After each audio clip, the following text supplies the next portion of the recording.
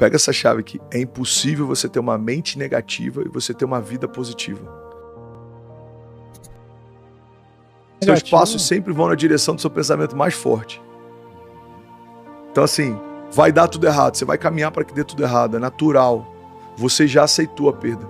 Todo casamento em crise, o cara já se imaginou divorciado. Toda empresa em crise, o cara já se imaginou como seria se ele falisse. Todo ministério em crise, o cara já se imaginou como seria se o ministério acabasse.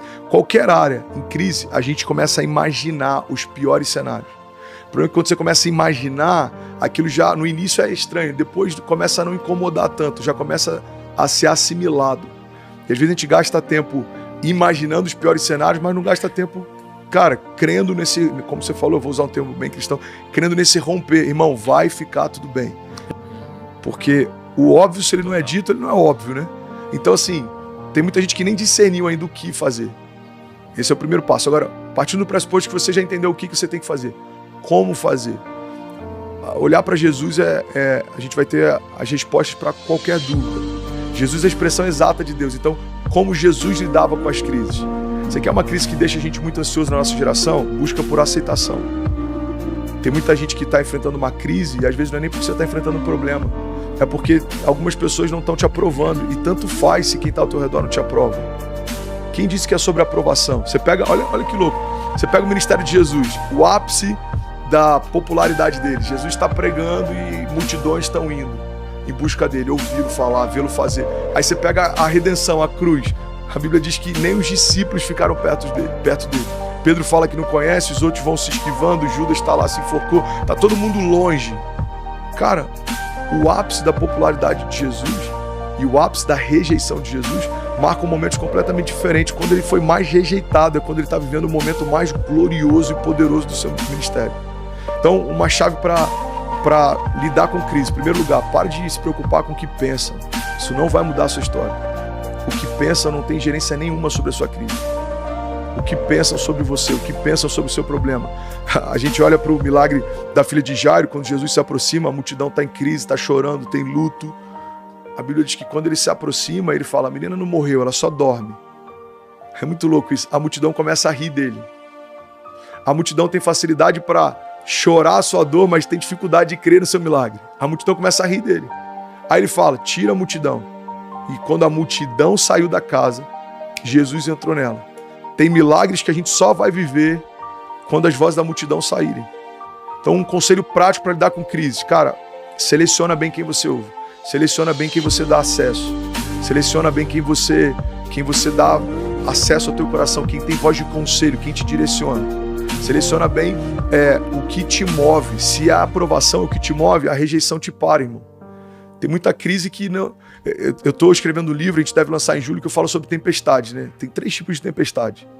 As tempestades em copo d'água. Elas nunca foram tempestades, a gente só está olhando com a perspectiva errada. Se você olhar de fora, esse problema nem é tão grande assim, essa crise não é tão grande assim. Eu faço um pouco disso. Às vezes a ansiedade, muitas vezes ela gera isso, cara. A gente... Peraí, irmão, tá tudo bem, se você olhar com calma, nem é tão ruim assim. Olha que interessante. Fizeram um estudo um tempo atrás e a maior parte dos medos que os entrevistados tinham de que algo acontecesse, tempos depois, quando eles foram checar, se não me engano, 97% do que eles temiam nunca aconteceu.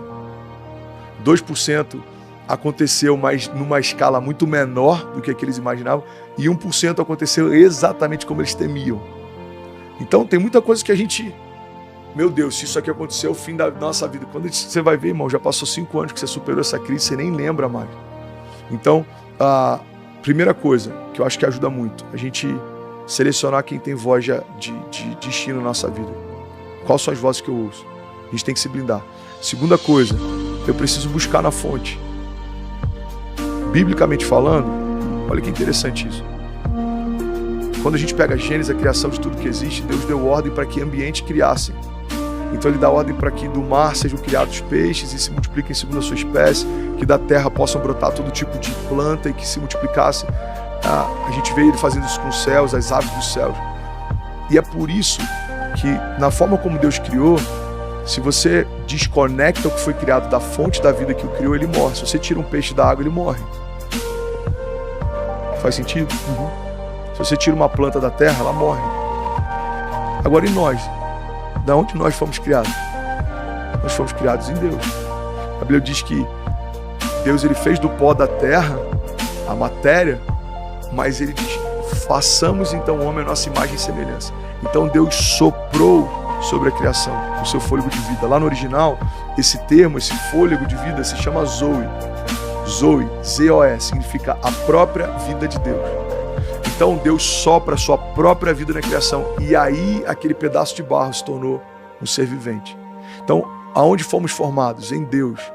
Como que a gente morre? Se a gente se desconectar de Deus. A gente está vendo uma geração de mortes funcionais, uma geração de gente vivendo sem propósito e trabalhando, uma geração de gente com vazio existencial e se movendo, uma geração de gente com vazios emocionais, com buracos emocionais e estamos lá.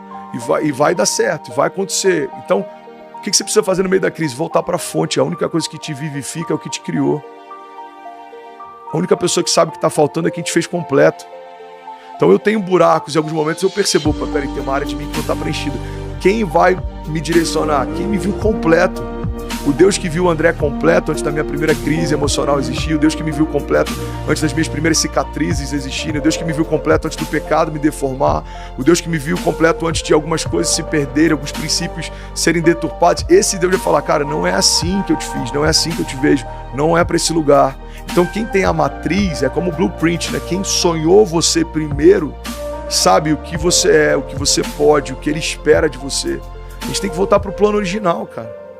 Que é uma coisa que eu brinco sobre esse lance de buscar a sua melhor versão. A gente buscar a sua melhor versão significa buscar a sua única versão. Existe uma única versão. Quem você é, o que você carrega, o propósito que você tem, o desígnio que você tem. Então, nossa perseguição tem que ser entender esse lugar. Quem Deus me chamou para ser, o que Ele espera de mim. Qual que é o propósito? A minha pergunta para Deus em vários momentos é, Deus, o que a gente vai fazer junto esse ano?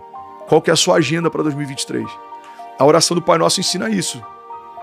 Deus, seja feita a sua vontade, assim na terra, como já é feita no céu.